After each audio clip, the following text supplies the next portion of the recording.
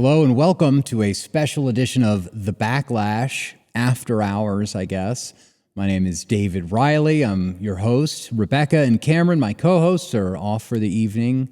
Tonight it's just me and you, hanging out, talking about some stuff that would normally get kind of glossed over, I guess, on the podcast. There's so much news that happens. Charlie Kirk gets killed. There's a shooting at a Texas ice facility. Bombing Iran is going on. The economy is collapsing. There's so much that's constantly going on. We don't really have time to get into some of the stuff that I think is important.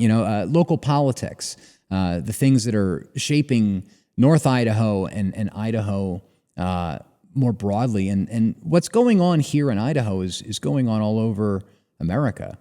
So I think it's kind of important to go over some of these things, put it in context, delve a little bit deeper than we normally have a chance to do on the podcast.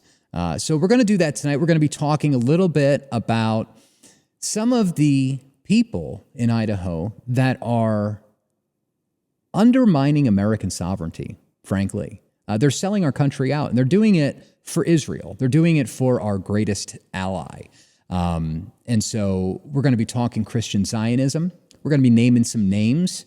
We're going to be talking about some churches and some networks that I think are extremely dangerous, that people, not only in Idaho, but anyone who listens to this podcast across the nation, across the world, I think people need to know what is going on and the lengths to which these radical, crazed, Zionist, bloodthirsty people, the lengths that they are willing to go to bring about their apocalyptic, doomsday, rapture scenario. So we're going to get into some of that. First, I want to remind you all that you can visit our website, thebacklash.net. Make sure that you're subscribed across all of our platforms. We are on X, we're on Rumble, YouTube, Apple Podcasts, Spotify, Instagram, TikTok. So make sure that you are subscribed. We've also got a whole backlog of episodes, affiliate links, ways to support the show, merch, a contact form if you want to drop us a line and say hello. You can do all of that from thebacklash.net. So thank you all for tuning in. If Idaho politics isn't your bag, if that's not what you're about or you're into, or maybe you don't think you're interested, then you don't need to watch. It's not a problem. We'll be back on Mondays and Wednesdays with the content that you've already come to know and love. So no big deal. But tonight I wanted to give a little bit of background about me, who I am, where I come from, why this podcast was started, and kind of unmasking a little bit of what we've been dealing with here in North Idaho. So for those of you that are unaware, I've been a right-wing, conservative, America First political activist for a very long time. Some of you may remember me from the Culture Wars tour with the late, great Charlie Kirk. I was opposing him. He was on campus with a homosexual named Rob Smith. They were promoting degeneracy, so I got kind of famous or whatever for a particular question that I asked about homosexuality and the culture war. But on top of that, I've worked for E. Michael Jones, Catholic Family News, Fidelity Press, Culture Wars Magazine, the Fatima Center, a lot of work in the media space. And in 2021, this was the height of, critical race theory being a really big deal. People were at home looking at what their kids were studying for the first time, and were realizing the amount of anti-white propaganda that is going on in the schools. And so I felt motivated to do something about it. My wife and I had just moved here to Idaho in 2020. And in 2021, it was clear that they were teaching this crap in our schools. So I decided to run. I've got an article here from the Jewish Daily Forward, which I think is interesting, and it kind of plays into where we're going to be going with this. Because why would me running for a school board position in North Idaho become international news with a news outlet like The Forward. So I got an endorsement from the GOP, as you can see here, in spite of the fact that I had a history of anti-Semitic and homophobic tweets. And this kind of kicked off a series of events here in Idaho that's going to bring us to our main topic. So I ran for school board. I lost by just a hair. And I lost because a certain pastor from a certain church denounced me from the pulpit. Now, the pastor's name is Paul Van Noy, and he is the head pastor of Candlelight Christian Church. This is him. And what's interesting, well, there's a lot of things interesting about it. First of all, it is not really legal for churches to be giving out endorsements or opposing candidates. They're not allowed to do that as a tax-exempt organization. But this church, Candlelight Christian Church, has a long history of being extremely involved in politics. Here's an example. This is from the Spokesman Review in 2017. Amid national debate over churches' role in politics, Labrador touts pastor's endorsement. And so this comes from the Spokesman Review, and the pastor endorsed Rural Labrador. And of course, in the article, they talk about the IRS guidelines and how they're not supposed to endorse. But this is what's been going on. And so when it came time for me to run for office, this is what Pastor Paul Van Noy had to say about me. Before ever meeting me, never talked to me on the phone, never in the same room with the guy. And this is what he said. And so we've got issues, and we have a lot of issues today, and this is local politics. So we're talking about our county and some of our local cities. I have heard, as you have heard, if you're paying attention, a lot of criticism for the Kootenai County Republican Central Committee. That criticism is coming from the left, not just from liberals, from the left. And there's a difference. And the Coeur d'Alene Press is not helping us with this, which is very sad to me.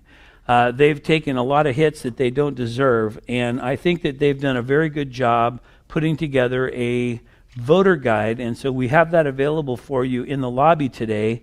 I will make one comment about this. I am not endorsing David Riley for Post Falls School District Zone number 5.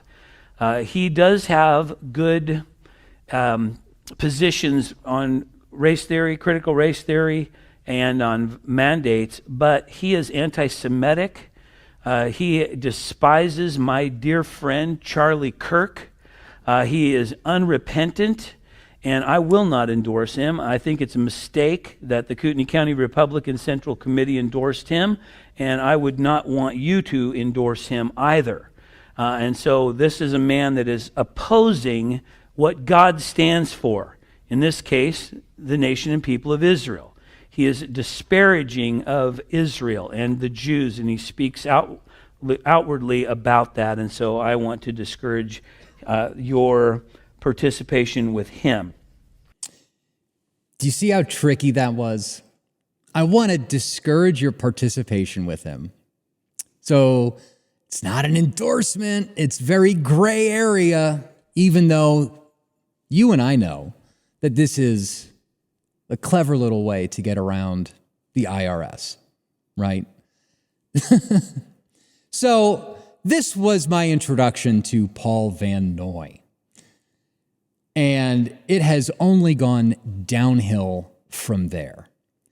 This guy is a cult leader, frankly. The parishioners, the people that go to his church, are fanatic, crazed in their support for the state of Israel. This is some of them standing in front of their church, as you can see, waving these goofy flags that are blended between America and Israel, the kingdom of Jerusalem.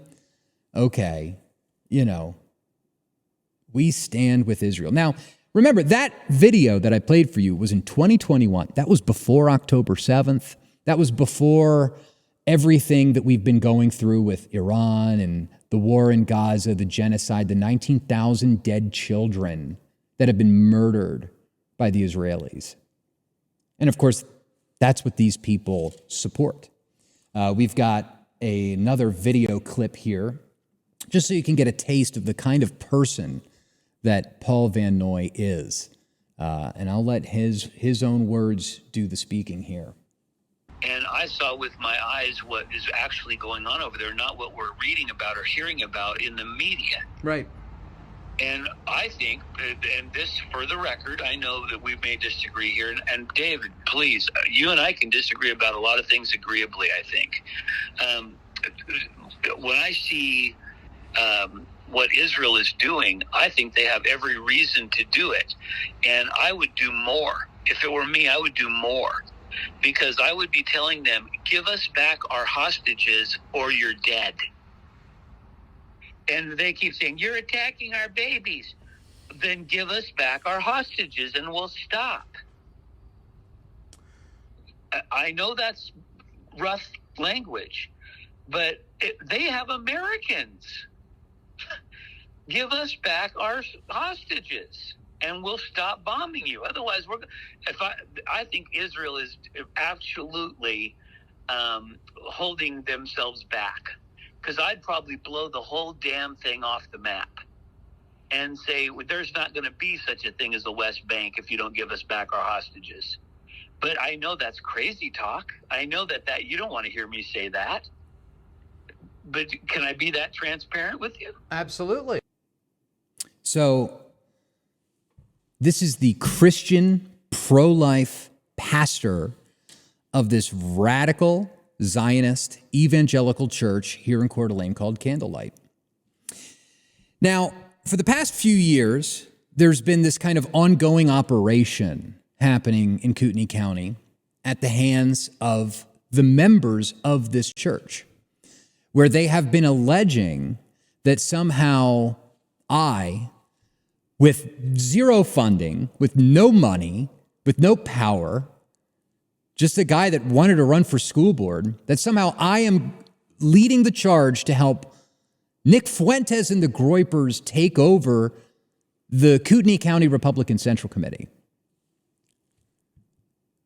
which is ridiculous. Absolutely ridiculous. Like, there are 5, 10 Groypers in this county, maybe more, maybe a lot more.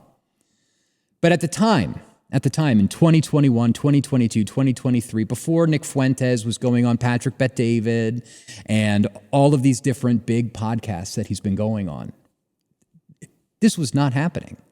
Sentiment against Israel didn't even begin to turn until after October 2023. So these guys were running with this narrative and accusing everybody on the Central Committee that didn't go to their church of being a Groyper. And this caused a lot of problems. It actually led to a large portion of the Republican Central Committee, they lost their seats because of this. Because instead of talking about the actual issues that matter, the economy, what's going on with property taxes, grocery taxes, how are we improving Idaho, instead of talking about the real issues, they were talking about Groypers. And they lost. They lost to a bunch of rhinos. Bunch of crossover Democrats. And now it's looking like the Central Committee is going to be lost, either by a takeover from the left or by a takeover by these people at Candlelight Christian Church.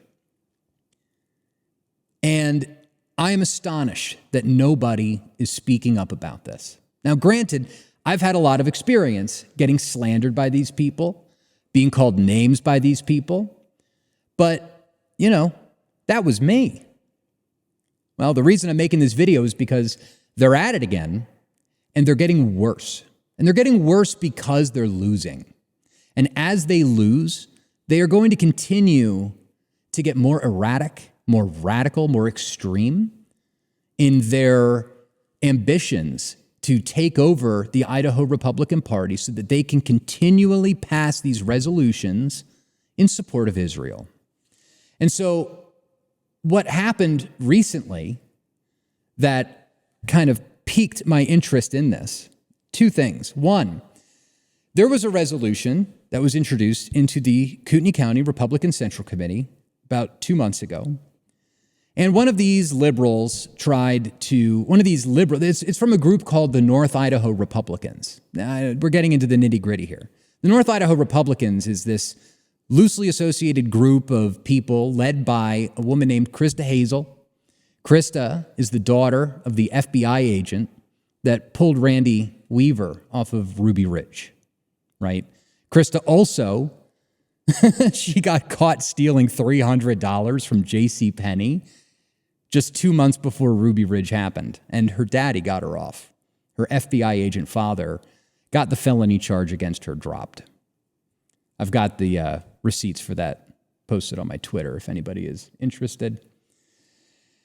And so this group, the North Idaho Republicans, they tried to amend this resolution and insert a clause talking about how we support Donald Trump's bombing of Iran, right? And the thing is, that's not what the resolution was about. It didn't fit. It wasn't in the spirit of the resolution. And so the author of that resolution, a guy named Henrik Mills, he said that he didn't like it. He didn't like the amendment. And he said that he didn't like Israel. So these people at Candlelight Church, which, by the way, they run their own little Telegram group chat, right? It's called the Kootenai County Spectator. And the people in this group immediately, let me get this centered here. They immediately said that Mills declared his support for Hamas. Hamas. Not wanting to have a resolution or an amendment to a resolution equals you're a terrorist now. And so they have been activated by this. And they introduced a resolution earlier this week on Tuesday supporting Israel. Again, it's like the fifth time that they've passed a resolution supporting Israel. But here's the thing. This time, they sent people into that meeting. The person that they sent was named Richard Matt Blatt. And here's his tweet. He surreptitiously recorded the meeting and took 8 seconds of Henrik's speech or whatever, his comments, and call it context. Let's take a quick look. So I'm not in favor of Hamas. I'm not a Muslim. I never support Islamic terrorism. On the other hand, I do not support Israel. That's it. That's it. I don't support terrorism. I don't support Hamas. I also don't support Israel. And for this, he gets called a Hamas supporter. He also got called, let's see here. He also got called an anti-Semite by this guy named Russell Mann. Now, Russell Mann, here's a goofy guy. He got caught selling alcohol to minors. He's fat, ugly. He's obsessed with me. And he is extremely pro-Israel. That's basically all that he cares about. He thinks everyone's a Nazi, and he supports Israel. He's a part of this North Idaho Republican group too. But you can see that these people are in these positions. They are directly engaging with politics, which they shouldn't be, and they're doing it on behalf of Israel. Now, as all of this is going on, right, there's this political knife fight that's happening between the North Idaho Republicans, liberal Zionists, the Candlelight Christian group, conservative Zionists, and then the vast majority of people in the KCRCC who are just normal people who are trying to make their community a better place. And both sides are attempting to take the regular people out. And it's time to start discussing this. And something else is going on too, which is really interesting. And that is, in the wake of October 7th, Paul Van Noy and his staff have gone so above and beyond to hammer home why we need to support Israel, and it's his biblical truth, and if you don't support Israel, you stand against everything God stands for, this kind of rhetoric. Well, this is turning people off. And not only is it turning people off, people are starting to pay closer attention to what they're saying. And recently, somebody emailed this website to me called candlelightrevealed.org. And I think you should check this website out, candlelightrevealed.org. And in it, they document what these people are saying out of their own mouths.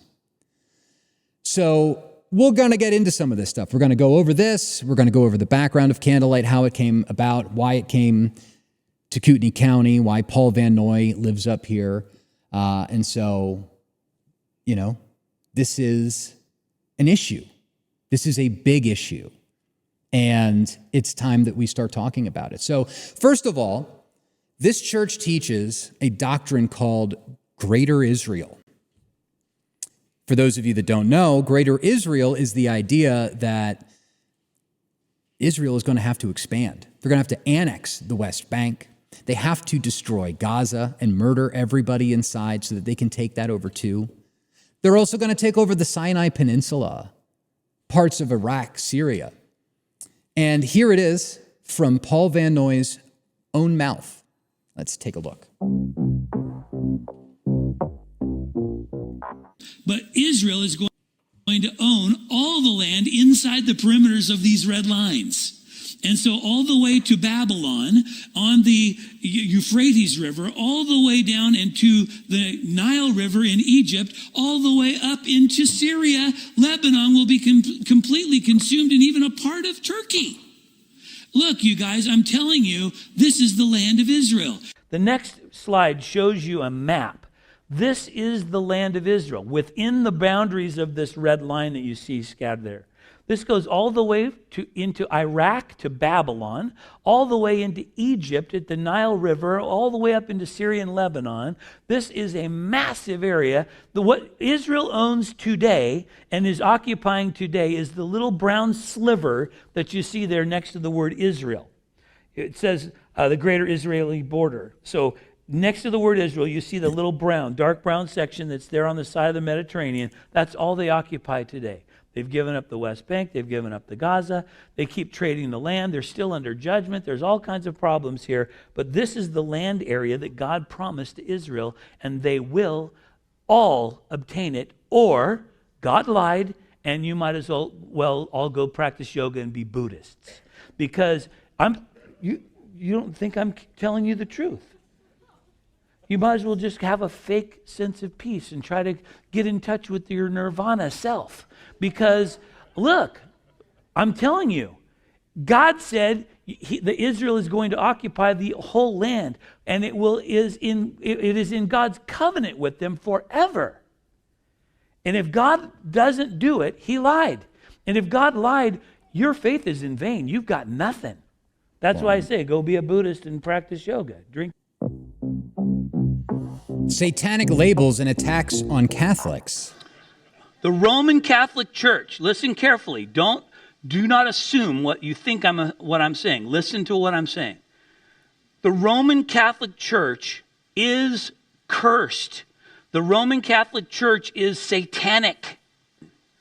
The doctrine of the Roman Catholic Church is satanically inspired. You need to know that. And why I still take the position that Roman Catholicism is satanic. Catholicism is a damned religion. It is focused entirely on death. Wow.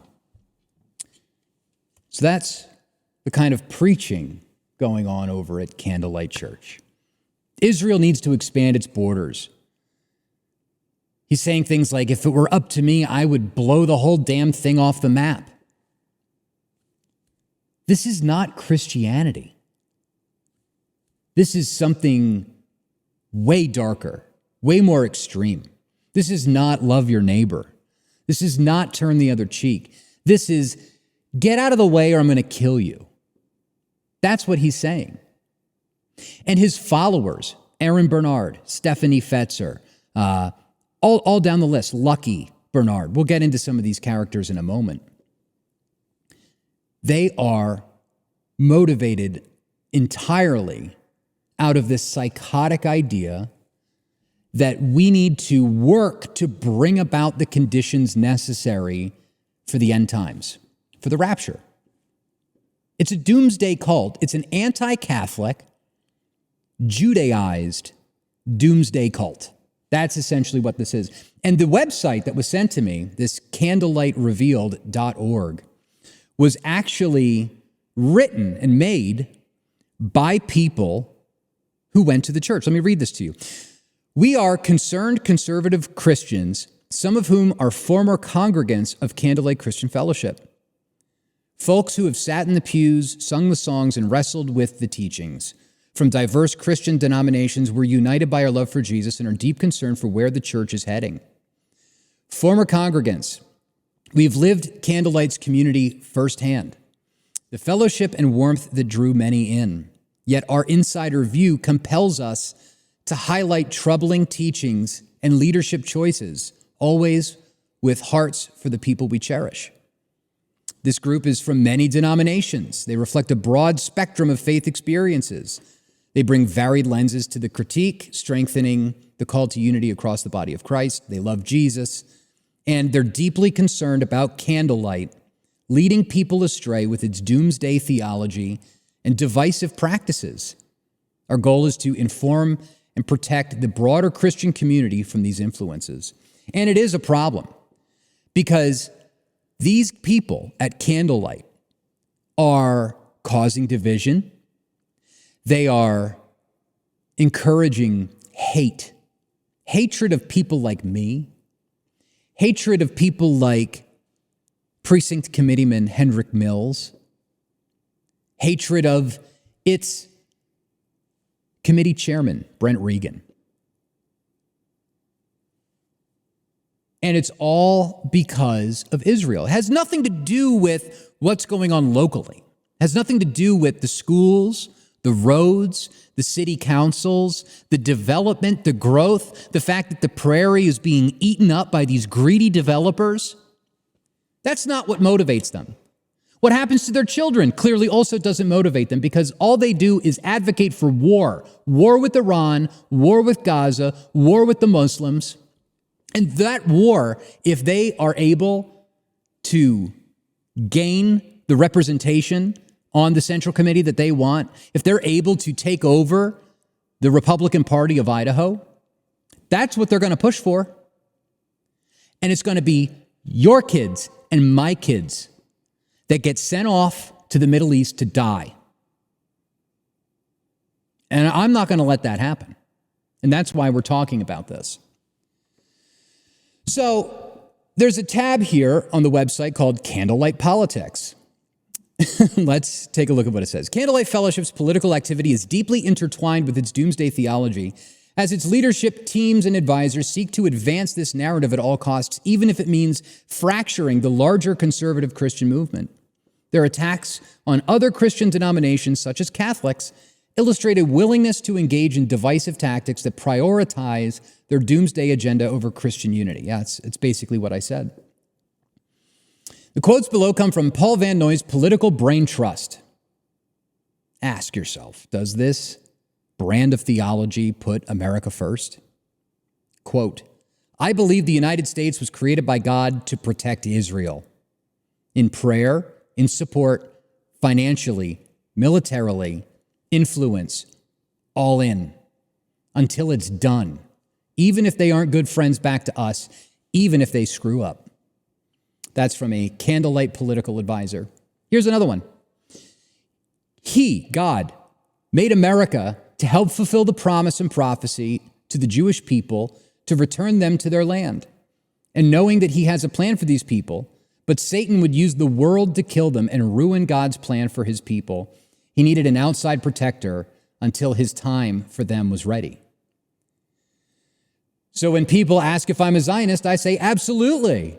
If they ask if that means I'm Israel over America, that's not a linear answer. I believe they are married. I am America first because I believe if we don't exist, then Israel can't either. You know, there's more. Is this from Candlelight? Let's take a look. We are commanded as Christians. Oh, no. That's a Tucker Carlson clip. Okay. But you see what we're getting to here. These people prioritize foreign policy, prophecy, and their misreading and misunderstanding of the scriptures to the point that they will not allow a non-evangelical to run for school board because of a couple of things that I said on Twitter in 2016 or 2017. Think about that. Their priorities are so out of whack. They're disordered in every sense of the term. And so let's look at some other stuff that we've got going on here. What is this? Lindsay and Candlelight. This is actually the first time that I'm going through the website, so we're learning this together. James Lindsay and Candlelight Christian Fellowship, a disturbing alignment. The collaboration between James Lindsay and Candlelight Christian Fellowship, which hosted him last year, reveals a troubling pattern of tactics that conservative Christians should find deeply concerning. The tactics? James Lindsay, an atheist and a liberal who masquerades as a conservative, labels anyone who disagrees with him as woke right. This includes a wide range of groups, from paleoconservatives to philosophers, MAGA nationalists to anti-interventionists, creating an enemies list rather than engaging in debate. Lindsay's approach mirrors the cancel culture he claims to oppose, exploiting fear and cult-like adherence to enforce his liberal orthodoxy. Candlelight's decision to host Lindsay last year aligns with this pattern of labeling conservative dissenters from their doomsday theology and Israel obsession as white supremacists and monarchists, focusing on an echo chamber of intolerance. This convergence of Lindsay's ideological rigidity and Candlelight's apocalyptic fervor prioritizes division over dialogue. So for those seeking a conservatism rooted in reason, faith, and unity, this alliance feels like a betrayal. Both Lindsay's label games and Candlelight's fear-mongering disregard the conservative ethos of open debate and community, focusing instead on controlling the narrative. And that's what they're there to do. And they control the narrative in several different ways. I'm going to go a little off the website here.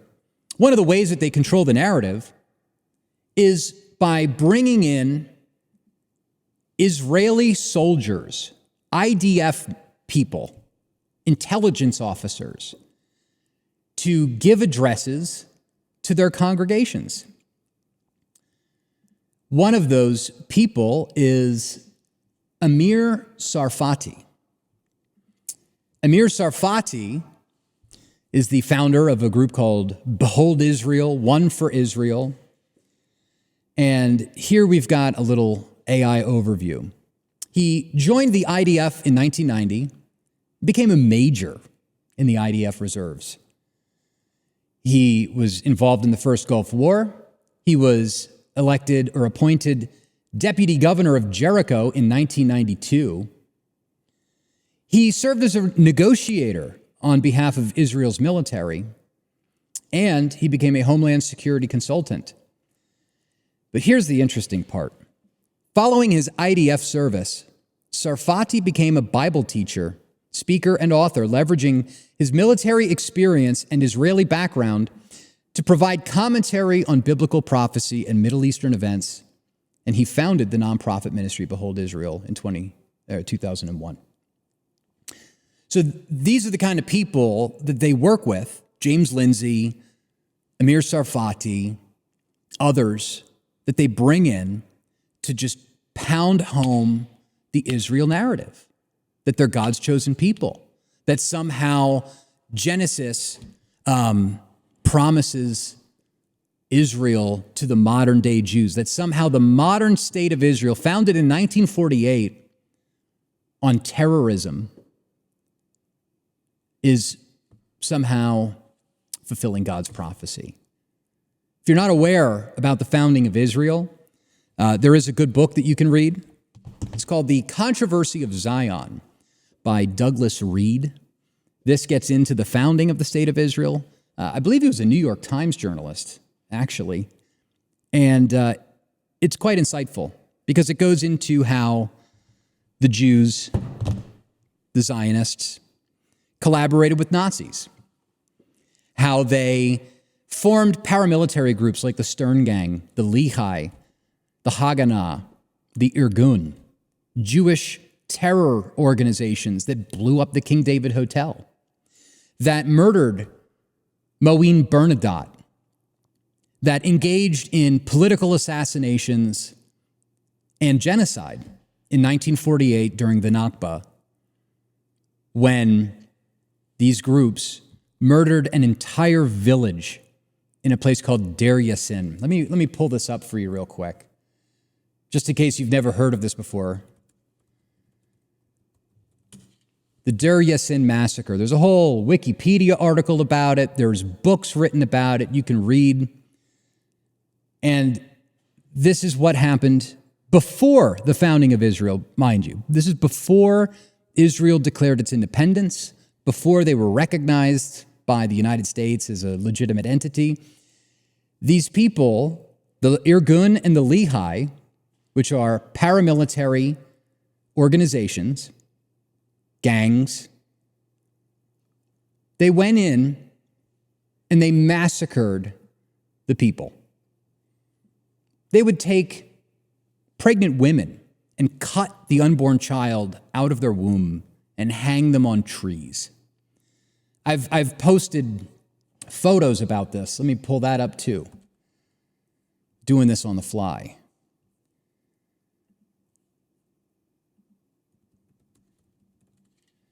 The photos are just gruesome. And maybe I'll even get banned on YouTube for posting these. Bodies, stacked on bodies, children, mutilated, ripped apart, torn limb from limb, killed in the hands of their mothers, in the hands of their fathers. This is how the state of Israel was founded. And of course, if you've been paying attention, this is what Israel has been doing in Gaza. Murdering children, blowing them up. Ruthless, disgusting. And here's what some of this looks like. And I'm probably, like I said, going to get banned. This is what Israel is doing to little children. This is what Paul Van Noy and Candlelight Christian Fellowship supports. Do you think that's Christian? Do you think that's moral, the right thing to do? And anybody that has a problem with it gets called an anti-Semite, white supremacist, monarchist, whatever label they want to use to label lynch and attack and get you to shut up and get you to stop posting things. And this is very, very concerning, obviously. And this is one of the reasons why we have this podcast in the first place. Here's a post from a friend of mine, independent journalist Casey Whalen. This is from back in, when was this? October 2024. He said, Candlelight Christian Fellowship in Coeur d'Alene is not what it appears to be. Over the last year, I have personally been asked vicariously by Pastor Paul Van Noy and others at Candlelight to take down various posts that they disagreed with. At first, I was slightly annoyed by the requests and didn't tolerate it for long. Others have been asked by those associated with the church to remove social media posts. And after releasing the public-private meeting held at Candlelight Christian Fellowship a few months ago, the panel hosting the meeting attempted to promote a narrative that the Kootenai County Republican Central Committee is occupied by groypers and those who espouse a monarchical ideology in a feeble attempt to splinter the party just before the election last May. Now, this is one of those things that I'm going to put it in the show notes below if you want to take a listen to this. But what happened was Candlelight Christian Church hosted a panel of elected representatives, Senator Ben Taves, Representative Elaine Price, and Representative Joe Alfieri, if memory serves correctly. They hosted this political panel. They had a short intermission, and then they had an hour-and-a-half long struggle session with the chairman of the Republican Party, Brent Regan, several volunteers, precinct committeemen, and I was there too. I found out about it, and I went.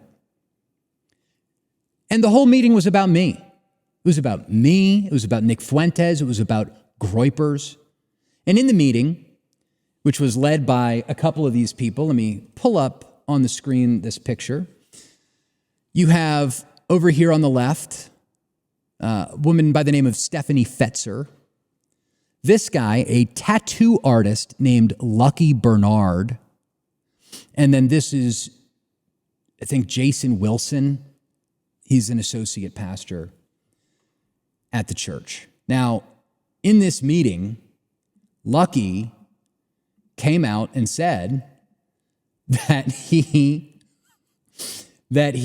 has provided information about local extremist groups to the FBI. Well, that makes you a Fed. That makes you a informant, right?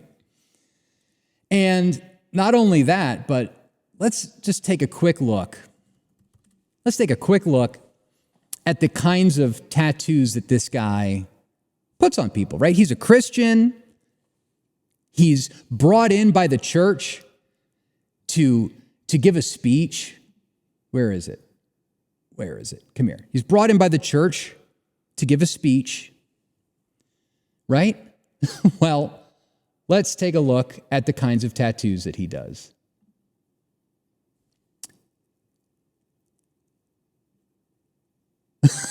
Motley Crue, shout at the devil, and then a upside down pentagram and an upside down cross on what looks like a demon with ram's horns.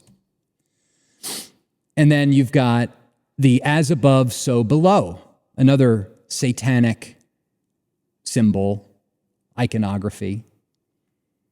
Here's one of a nun. You know, how about all cops are bastards, right? Does this guy strike you as like a Christian conservative?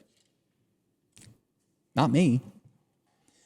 And so, while we're at it, this is Lucky's wife, Erin Bernard. She runs an account called the Kootenai County Spectator, a news source for the county. And this is Stephanie Fetzer, the same woman that you see over here, okay?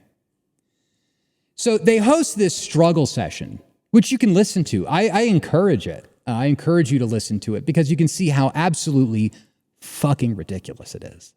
It was a witch trial. It was a, struggle session about we're not being heard. You've got a problem in the party. You've got Groypers. You've got anti-Israel, anti-Semitic haters in the party. What? Because people are skeptical about Jeffrey Epstein's ties to Mossad? Because people are sick and tired of the forever wars? Because we've had enough of seeing the dead babies from Gaza and we're tired of our money subsidizing this? And so they'll come after you. They'll call you names. And like me, they will ruin your reputation and they'll make it impossible to find work, which is something that happened to me. And here you can see we've got another one of these messages from their group chat. This is Lucky talking. You have no idea what's going on without telling me you have no idea what's going on. P.S. The left kicks out people from their side way more often than the right does. You say one thing that deviates, like maybe we should question transing of kids a little, and they get put into the airlock. And we collect their rejected with open arms and no vetting. So he's like, what, implying that I'm some sort of leftist? And here he is talking about me. And no one is stopping Dave from making a living. He can literally do anything else besides sabotage and smear the local Republican Party he admits to hating and make money off of it. Get wrecked. Now, I have never smeared the local Republican Party. That's bullshit, and you know it. I ran for office. I ran for office as governor. That's why Joe Alfieri and Elaine Price even got elected by a margin of 50 people. So then we have our friend Matt for CDA chiming in here. Why would any decent person care if a rabid anti-American, anti-Semite has problems making a living? See, they want to starve children in Gaza, but they also want to starve children over here. If you don't go along with their narrative, they want you to lose your livelihood and lose your ability to provide for your family. That's what's going on here. And so a little bit more information while we're at it about this Matt guy.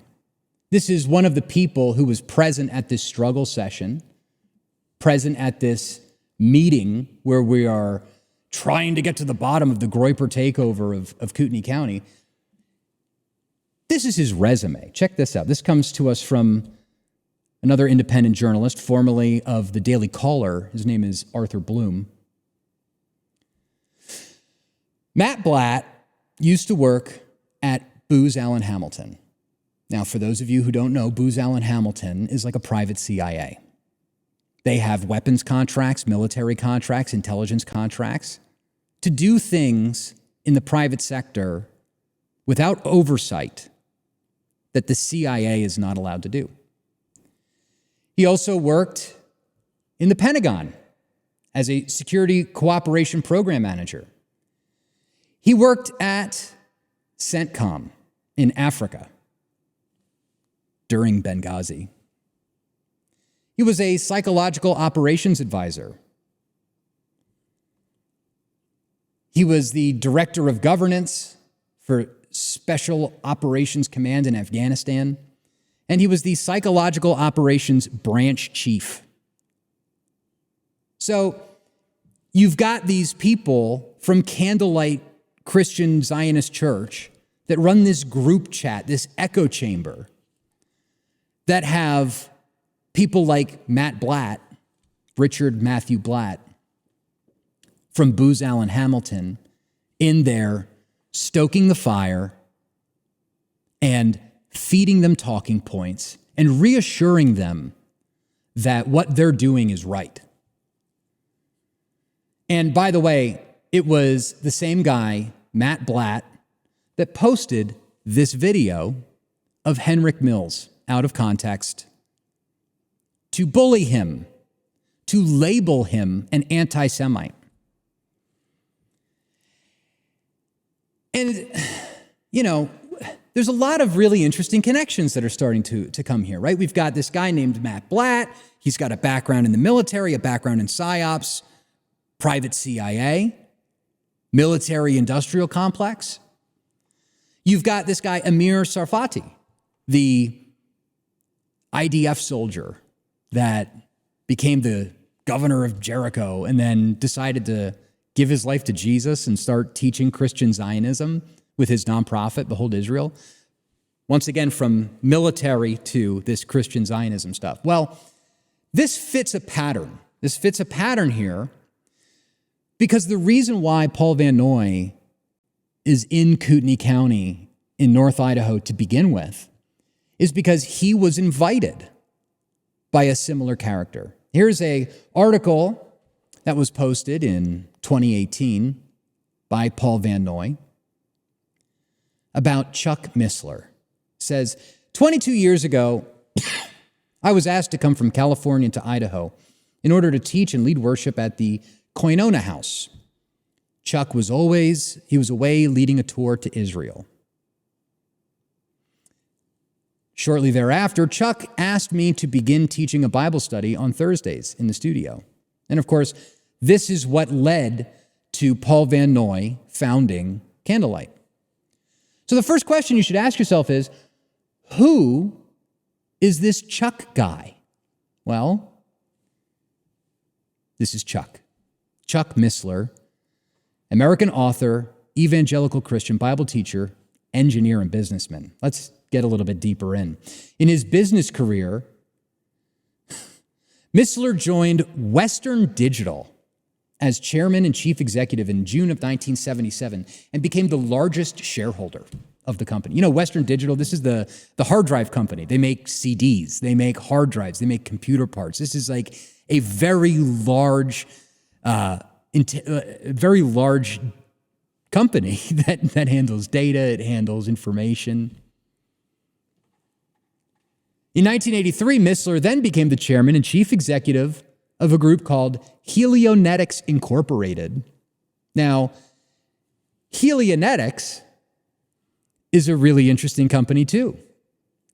They were founded, or operated at least, by a Jewish guy named Bernard Katz, right? Who found this bankrupt firm, took it over, and apparently made it a big deal because they had lasers that would be used in Ronald Reagan's Star Wars defense program. You see this here? Star Wars, missile defense program. And if you look at the board of who was on Helionetics, take a look. Their board of directors included, from left, retired Navy Admiral Thomas Hayward, hydrogen bomb developer Edward Teller, retired Air Force General David C. Jones, and former U.S. Treasury Secretary William E. Simon. So a guy that was involved in defense technology, weapons manufacturing, the CEO of Western Digital, and then the CEO of Helionetics, a laser weapon company.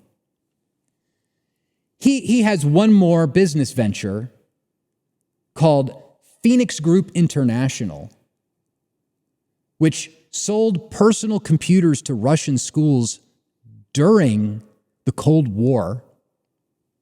And they filed for bankruptcy, along with allegations of fraud and mishandling of information, right? They said that they had experience selling computers when they never really did. That's at least what this Wikipedia article says here, right? No experience with computers. So they filed for bankruptcy in 1990. Well, after they filed for bankruptcy, Missler moved to North Idaho, where he became a prominent Christian Zionist and speaker on the subject of Bible prophecy. Isn't that interesting? Goes from military-industrial complex to Christian Zionism. And this is the guy that invited Paul Van Noy to come preach here in North Idaho. And Paul Van Noy isn't just preaching in Idaho. He's also preaching in Israel to the IDF. The day that the church was having their little struggle session about me is the same day that this picture was taken, where Paul Van Noy was preaching to a brigade of Israeli soldiers that murder and massacre children. And it's all par for the course. I mean, he can't preach the gospel to them. They're Jews. They don't believe in Jesus Christ. They don't believe in forgiveness. They don't believe in turning the other cheek. They believe in an eye for an eye, a tooth for a tooth. They believe in turning Gaza into rubble. 90% of the homes in Gaza have been destroyed. 19,000 children. And that's on the conservative side. That's on the conservative side. It's probably a lot more. So, what are we doing here? Here's a video of this Chuck guy speaking 13 years ago. This is 13 years ago.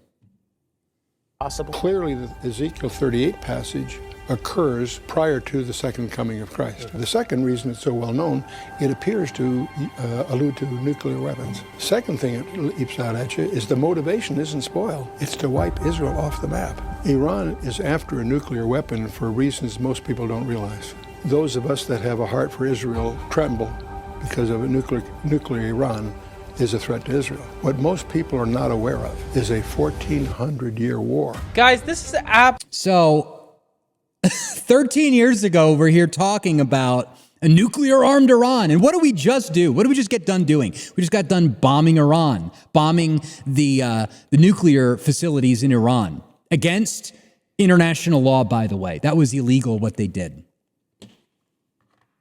And it's pushing us towards World War III, if we're not already in it, with what's going on in Russia, Ukraine, Israel, Gaza, Iran, Venezuela. What's happening down there? So these people have a vested interest in promoting war in the Middle East, don't they? They all have connections to the deep state, to the military-industrial complex, to weapons manufacturers. That's the world that every one of these people comes from. These aren't men of God. These aren't Bible scholars. They're bomb salesmen.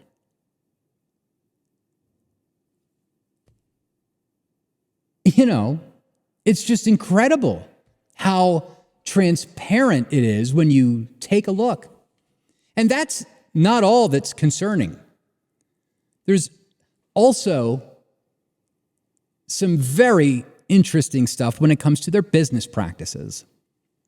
So first of all, you remember we went over this earlier on about how nonprofits and churches are, according to the IRS, absolutely prohibited from directly or indirectly participating in or intervening in any political campaign on behalf of or in opposition to any candidate for elective public office. Right? We're not supposed to intervene in political affairs.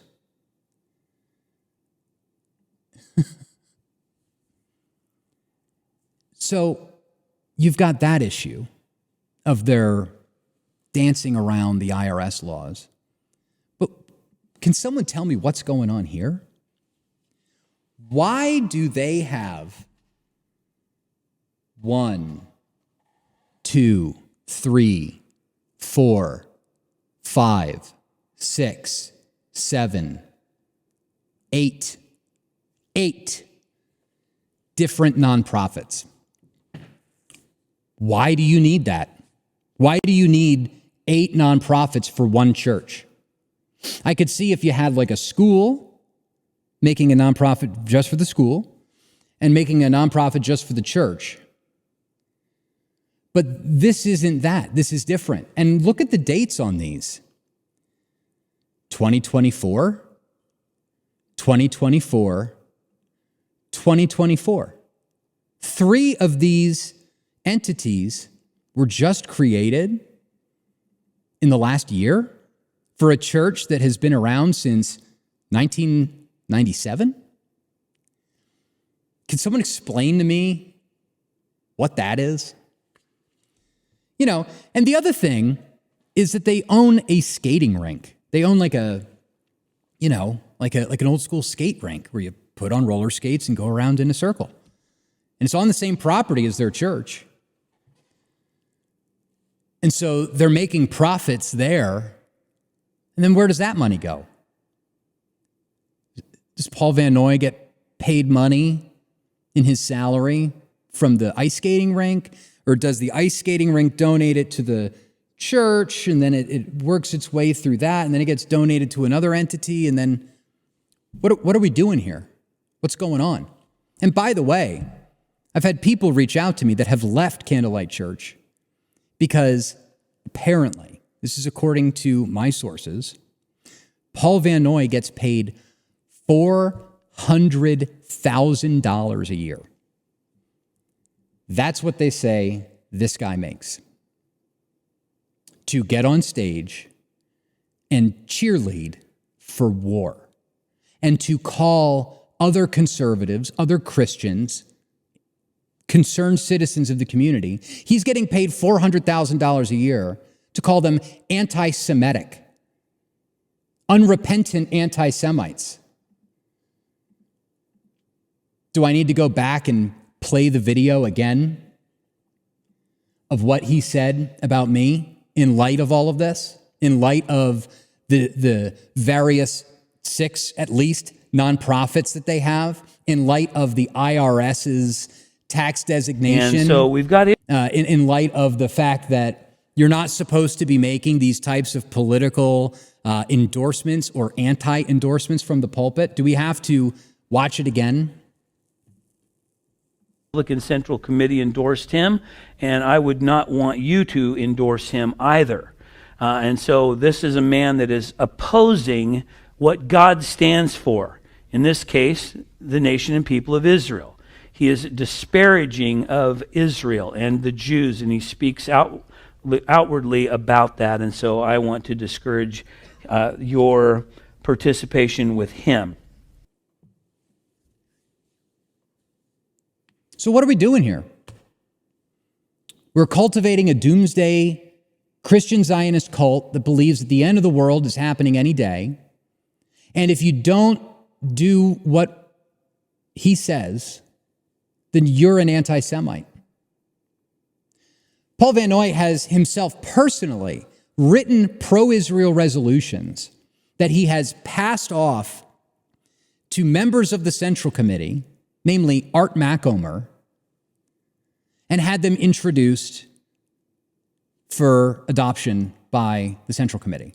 He's literally writing these political resolutions, giving them to his parishioners, and then telling them to introduce it and pass it at the Central Committee. And then, of course, you've got these people like Aaron Bernard and Stephanie Fetzer that sit in the spectator seats, taking videos of who votes yes and no, so that they can make a list of all of the anti-Semites on the Central Committee, and then they'll report back to people like Amir Sarfati from the IDF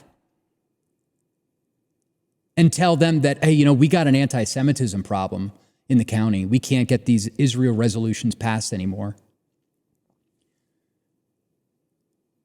Doesn't this seem like a foreign influence campaign? Doesn't this seem problematic to anybody?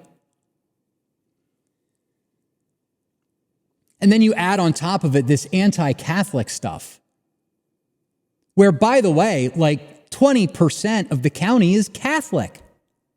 We've got like 8 Catholic churches up here. A large majority, not a majority, but a large portion of the Central Committee are Catholics. And now, because of what the Pope says, because Pope Francis and now Pope Leo XIV have opposed what's going on in Israel, Catholics are anti-Semites. And anti-Semites support Hamas. And if you support Hamas, you're a terrorist. And if you're a terrorist, you go to jail. Do you see where this is going? Do you see where this is a problem? If not borderline illegal. It's just astounding. It's just absolutely astounding that this is going on, and that it's going on in North Idaho. You would think that you'd be safe from it up here, among a bunch of, right-wing, libertarian, alleged Nazis everywhere. There's supposedly Nazis like behind every blade of grass in North Idaho. But these are the people that are really calling the shots. These crazy evangelical Christian Zionists. And the amount of people that give them deference, that allow them to label and smear and slander because they don't want to get caught up in it. Oh, I don't want I don't want to lose my reputation.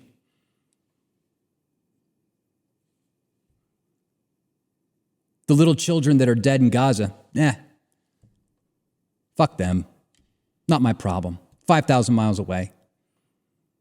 Even though it's my tax dollars and my representatives that are voting for it and my president that's bombing Iran and dragging us closer and closer to World War III, I'm not going to stand up and say anything about it. It's okay. Because I don't want to face any negative consequences. I don't want what happened to Dave Riley to happen to me. There's a lot of people that think that way. It's cowardly.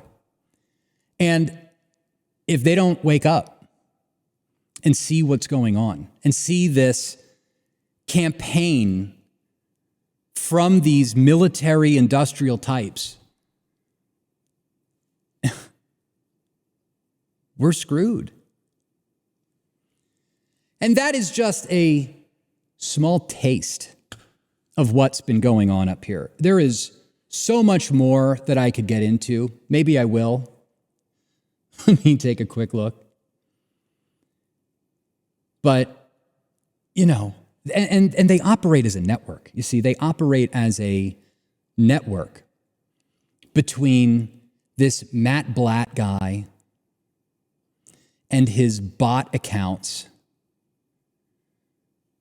that interact back and forth with Aaron Bernard and Stephanie Fetzer, and an account called Spokane Zionists for Israel, which is in Washington, by the way, not Idaho, not Kootenai County, Washington. And of course, they stalk the podcast. They've stalked me. They've stalked my pastor, my friends. And they've even started threatening. They've even started threatening. Like right here, where it says this: Real Dave Riley and Rebecca Hargraves from Coeur d'Alene. They produce a Jew-hating podcast on YouTube and Apple called The Backlash. They are putting themselves in harm's way. Let me make that bigger. They are putting themselves in harm's way.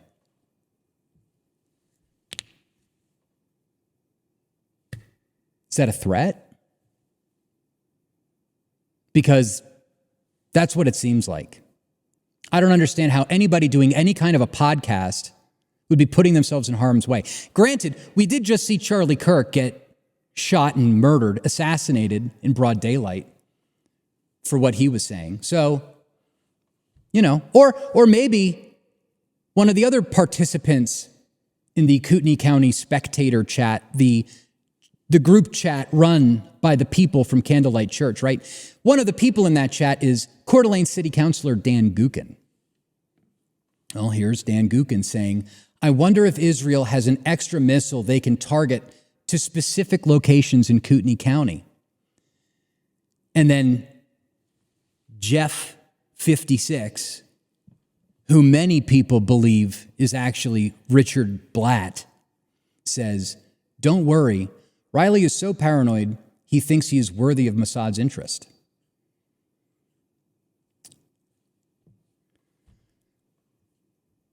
Okay. Well, what about somebody else from their church that posted eat shit groypers and a picture of him with a sniper rifle?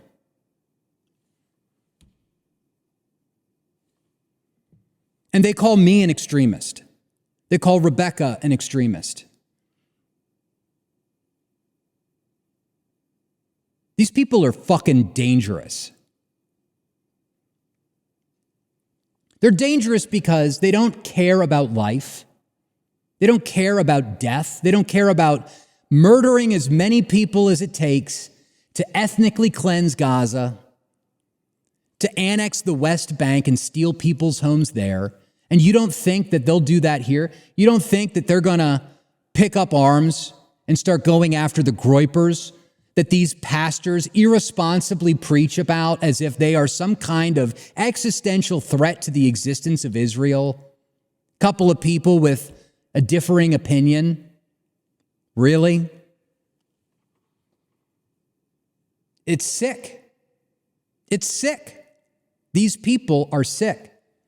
And like we've been covering, people are starting to wake up. Like these people that created candlelightrevealed.org. These are all people that went to their church, people that sat in the pews with them, that since October 7th have figured out that these people are crazy. As a matter of fact, it says down here, one of the quotes from Pastor Jason Murray, the assistant pastor, by and large, we dispensationalists are regarded as weirdos and cultists. Gee, I wonder why. Can't guess, right? And so you can find out more about what they believe, what they think on this website, Candlelight Revealed. They're trying to bring about World War III by aligning U.S. foreign policy with an apocalyptic agenda. Dispensationalism risks entangling the United States in endless conflict, prioritizing a speculative biblical narrative over American interests and global stability. It's a reckless pursuit that heightens the risk of World War III as it fuels geopolitical tensions and ignores the New Testament's call for peace, making it a divisive and destructive force that Christians must reject. And they promote hatred of other Christian denominations, specifically Catholicism. They also believe that there's going to be a rapture. See how that worked out this week. Wasn't there a TikToker that said that the rapture was going to happen this week, and people sold their homes? They took out credit cards and ran up debt, thinking that God was going to suck them up into the clouds. And now where are they? Broke, destitute, without a home. This happened in the 1970s. Don't you remember? Well, I don't. I wasn't around back then, but this is scary shit, frankly. And the fact that nobody else is willing to talk about it is also a little scary. Because if we don't speak up, if we don't speak the truth, if we don't come to a better understanding of our Christian faith, if we don't put America first, what are we going to leave behind for our children? A war-torn country? Indebted? To be involved in a conflict based on somebody's weird, novel interpretation of the gospel? Man, it's just unbelievable. And this is just the tip of the iceberg. We're not going to get into it, but there is something called the Idaho-Israel Alliance, in case you're not aware. There's a whole website. There's another group called the Inland Empire for Israel. There's rallies that are hosted on the steps of the Capitol in Boise by Israelis, dual citizens that were not born in America, that have our Governor Brad Little, our Attorney General Raul Labrador, and our Representative Russ Fulcher wrapped around their finger.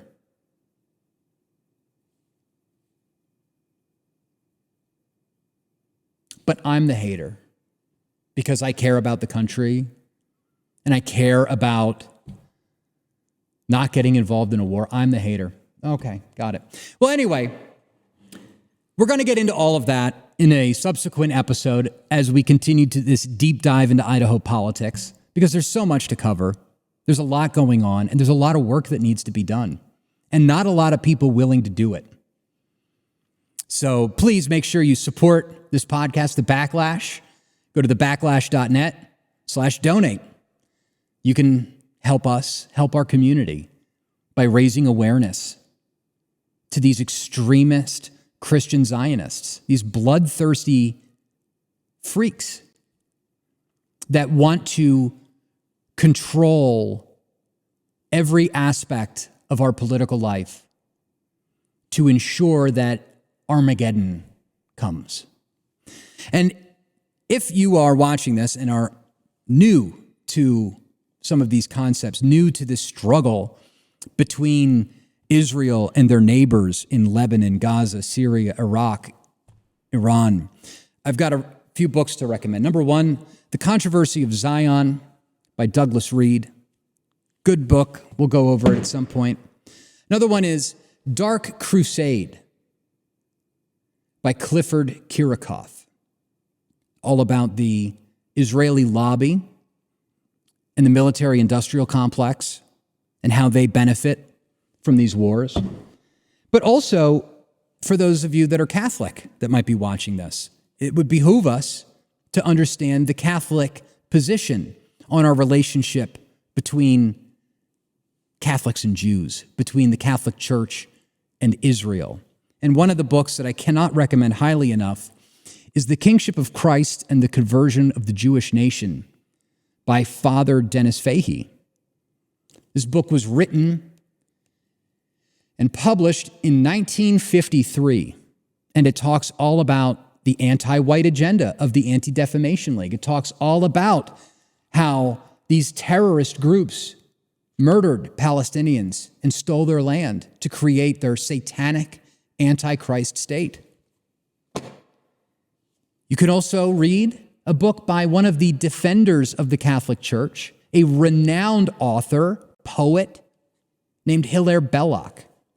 He wrote a book called The Jews in 1922. That's worth reading. And something a little bit more contemporary, If You Believed Moses, volumes 1 and 2 by Father James Maudsley. You know, if you're just sitting at home watching these content creators, watching podcasts, Candace Owens, whoever, you're not really getting into the depths of this issue. And considering the stakes that we are in, our government's $30 trillion in debt, we're about to default on our treasuries. We're about to be dragged into a war in the Middle East again. The stakes could not be higher. And that's to say nothing about the issue of right and left. That's to say nothing about these crazy people that celebrated the death of Charlie Kirk, that thought he was a neo-Nazi white supremacist, and they rejoiced at his death. And you think that that's it? That it's going to end with Charlie? It's not going to end with Charlie. There's going to be more violence. And I think some of it is going to come from these crazy evangelical people that have been propagandized by the Israeli Defense Forces and their pastors to hate their neighbor. The stakes could not be higher. And so that's some of what's been going on in Idaho. Did you find that interesting? Did you enjoy it? Do you want to hear more? Please make sure you like this video, subscribe to our channel, comment below. Let me know what you think. Let me know if you're seeing some of the same patterns in your area of perhaps these former defense contractors that have become preachers and are all of a sudden Bible scholars that are pushing us towards war. Is that happening in your area too? Because I bet it is. So be vigilant. Take heart, because this struggle has always been going on. This is the struggle that was going on back at the time of Christ between Jesus and the Pharisees and the Sicarii zealots. It's the same battle we have today, as it was in the beginning, is now and ever shall be, world without end. So that's all I have for you tonight. Thank you so much for tuning in.